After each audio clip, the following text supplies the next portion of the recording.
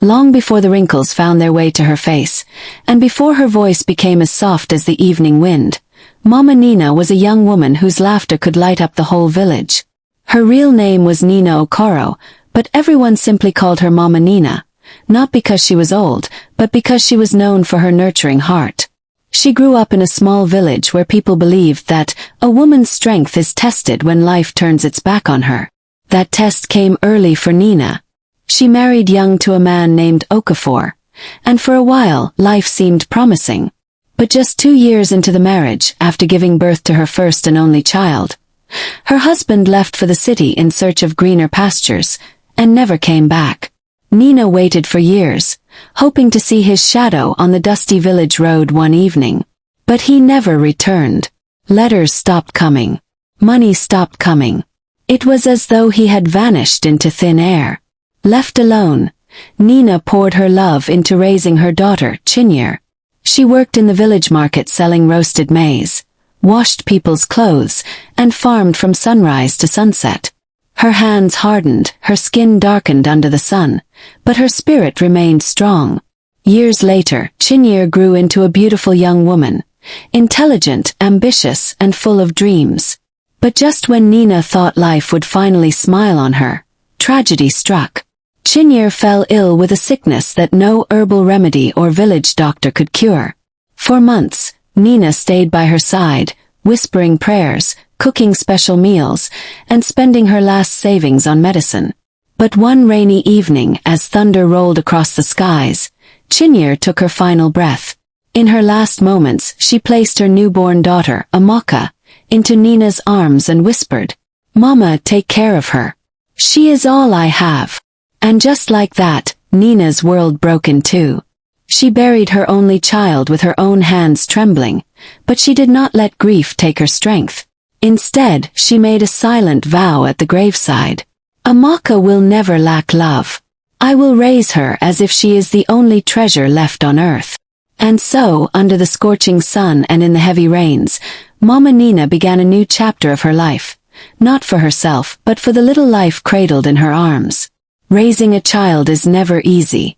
Raising one with nothing in your pocket and no one to lean on is like climbing a hill barefoot while carrying a heavy load.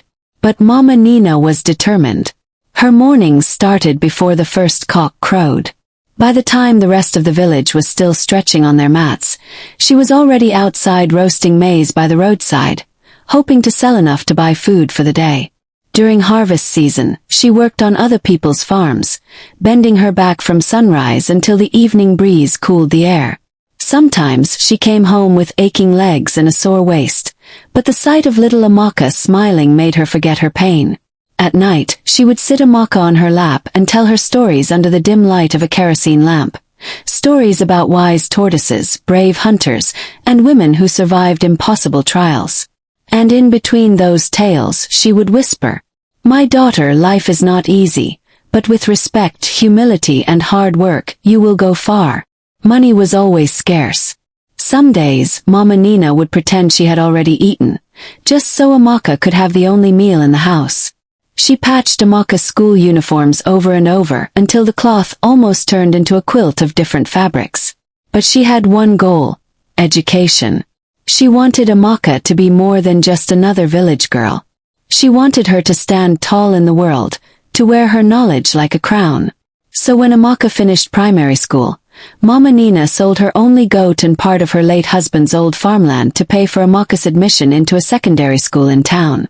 Every term, she scraped together the fees by carrying heavy loads for traders in the market and selling bundles of firewood. The people in the village often said, "Mama Nina, you are wasting your strength. Girls don't repay their mothers these days." But she would smile and answer, "If I water this seed well one day, it will grow into a mighty tree." Little did she know, the tree she was watering would one day cast a shadow she never imagined. When Amaka received her admission letter into one of the most prestigious universities in the state, Mama Nina's joy knew no bounds. She danced in the compound, clapping her hands, praising God, and thanking her late daughter in her heart for blessing her with this gift. It had taken years of sacrifice, sweat, and silent prayers, but it was worth it. On the day Amaka left for school, Mama Nina walked her to the bus station in her best wrapper, holding a small basket of food she had cooked for the journey. Her eyes shone with pride, though they were wet with tears. "Remember, my daughter," she said, squeezing Amaka's hand. "Never forget the home you come from." Amaka nodded and smiled, but her mind was already racing ahead to the new life waiting for her. A new world. The university was like a different planet compared to the small village where she had grown up. Students moved around with expensive phones, wore designer clothes, and spoke fluent English that rolled off their tongues like honey. Her roommates had mothers who visited with coolers full of food, wore expensive perfumes, and arrived in shiny cars. They looked nothing like Mama Nina, whose wrappers were faded and whose hands carried the marks of years of hard labor. At first, Amaka spoke of her grandmother with pride, telling her new friends how the old woman had raised her alone. But gradually, her tone began to change.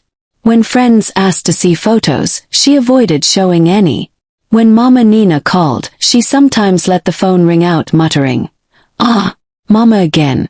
She will just be asking me village questions." The silent shift. By her second year, the changes became more obvious. She started dressing like her friends, speaking like them, and spending money on things she didn't really need just to keep up appearances.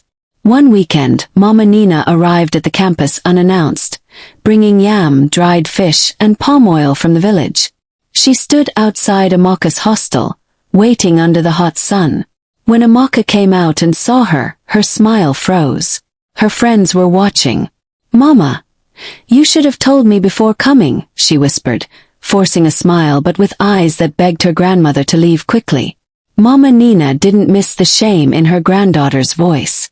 She forced a laugh, handed her the food and said, "I just wanted to see you, my daughter. I will be going back now."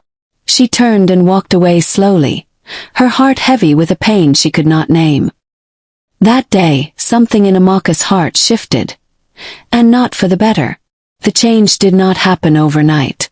It started like a small crack in a wall, barely noticeable at first, but with time, it spread until the whole structure was weakened. Amaka began to keep her grandmother at arm's length. She stopped introducing her to new friends. She no longer called her Mama Nina, with the warmth she once had. Instead, she began referring to her as my guardian when talking to people, as if the word grandmother was too heavy or old-fashioned for her new life. The missed calls. Mama Nina still called faithfully every weekend, her voice full of questions. "How are you eating? Are you sleeping well? Do you have enough money for books?" But more often than not, Amaka would sigh, see the call, and put her phone face down on the bed. She will just start with all those her long stories, she told herself. Sometimes she would call back days later with hurried answers, eager to end the conversation. One day, the university organized a parents' visitation event. Students came with their parents, mothers in fine lace, fathers in starched agbada, siblings dressed in fashionable clothes. Mama Nina, eager to see her granddaughter, borrowed a clean wrapper from a neighbor and came with roasted groundnuts in a small polythene bag as a gift. When she arrived at the school gate and called Amaka, the girl's voice was tight. "Ah, Mama, I'm in the middle of something. Can we meet later? Maybe after the program?" But Mama Nina insisted she was already there, and after much hesitation, Amaka came out to meet her. She looked around nervously to see if any of her friends were watching. "Mama, you should have waited at home. People will think." She stopped herself before finishing the sentence, but the damage was done. Mama Nina felt the sting of the unspoken words. "People will think I am too poor to be your grandmother." From that day on, she stopped visiting without notice. But the calls continued, though Amaka answered them less and less. In her heart, Mama Nina prayed it was just a phase. She believed that once her granddaughter graduated and started working, things would change for the better. But life was about to prove her wrong. It happened on a quiet Sunday morning. The village was just waking up when a young boy ran into the square, shouting that Mama Nina had not come out of her house since the previous night. Neighbors rushed in and found her lying peacefully on her mat, eyes closed, her frail hands folded over her chest. She was gone.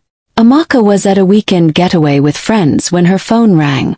She answered casually, but the voice on the other end carried the weight of finality. Amaka, your grandmother has passed. Her laughter died mid-breath.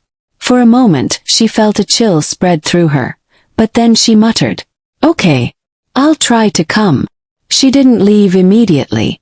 She stayed until the party was over, telling herself that there was no rush now. By the time she arrived in the village 2 days later, the burial preparations were already underway. Villagers looked at her with eyes that carried a silent accusation. Where were you when she needed you?